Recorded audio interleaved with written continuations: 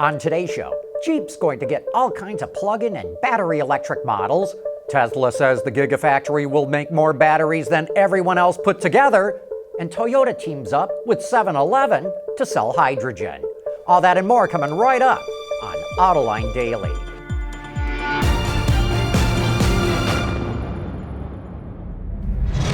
This is Autoline Daily, the show for enthusiasts of the automotive industry. Last week, FCA revealed its latest 5-year plan, and it has massive plans for Jeep. In the next 5 years, it's going to add enough manufacturing capacity to make 1.5 million more Jeeps around the world, with plans to boost sales at least 80%. Jeep is going to get 6 additional models that go into both smaller and larger segments in the marketplace. And to protect itself from any rise in gasoline prices, Jeep will add 5 mild hybrids, 10 plug-in hybrids, and 4 battery electrics to its lineup, though they will not be available in every market. The battery electrics, for example, will only be available in China. Jeep is also going to offer Level 3 autonomy and full connectivity by 2021. Put it all together, and Jeep will be one of the largest and most profitable brands in the business. Speaking of FCA's 5-year plan, there is no mention of Lancia. Yesterday, one of Autoline's viewers, Rivera Notario, sent us a link to a Twitter page called Save Lancia. The top tweet there claims that Lancia was canceled in silence on June 1st. And you know, it is true. There's absolutely no mention of Lancia in any of the 5-year plan. Even Chrysler and Dodge get mentioned, but not Lancia, a brand that's been around since 1906.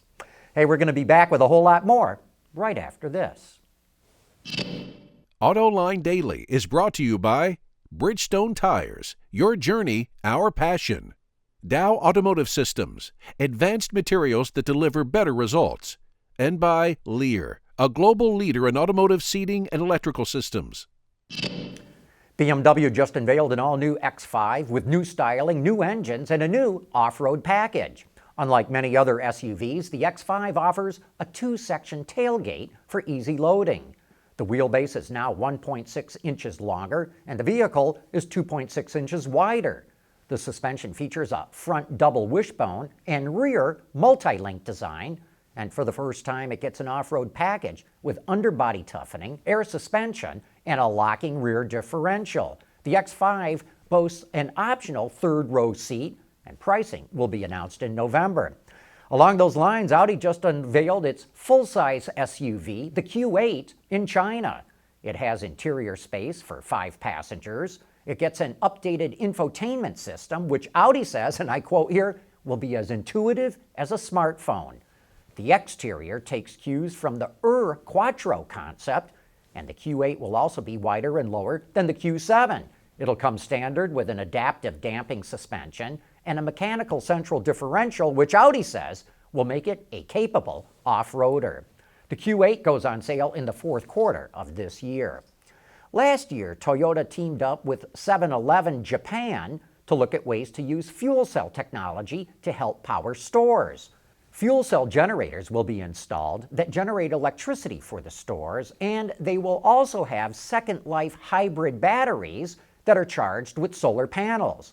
An electric vehicle charger will be available for plug-in vehicles, which can double as a power supply to the store when a vehicle gets plugged in.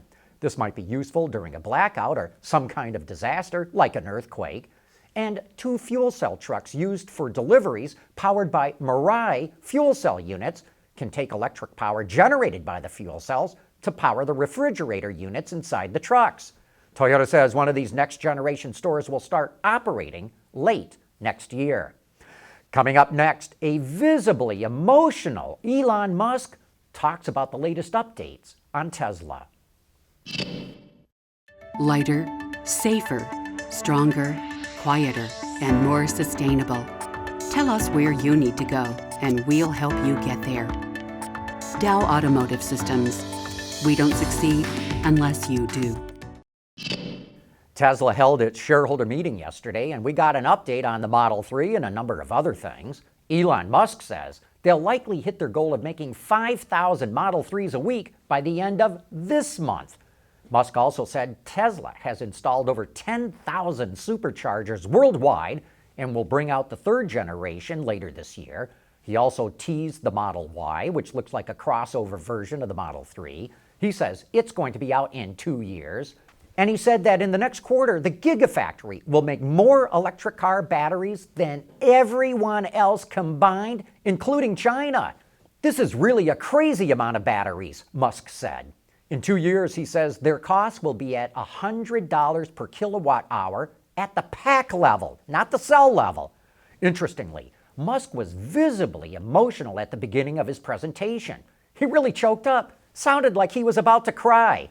That's about 13 minutes into the video that Tesla posted, and you can watch that by clicking on the headline in the show transcript that's available at our website, Autoline.tv.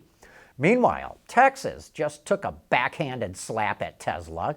The state just announced a $2,500 rebate to anyone who buys a plug-in, a BEV, or a fuel cell vehicle. But the incentive is only available through franchise dealers. And since Tesla doesn't use franchise dealers, Tesla customers will not be able to cash in.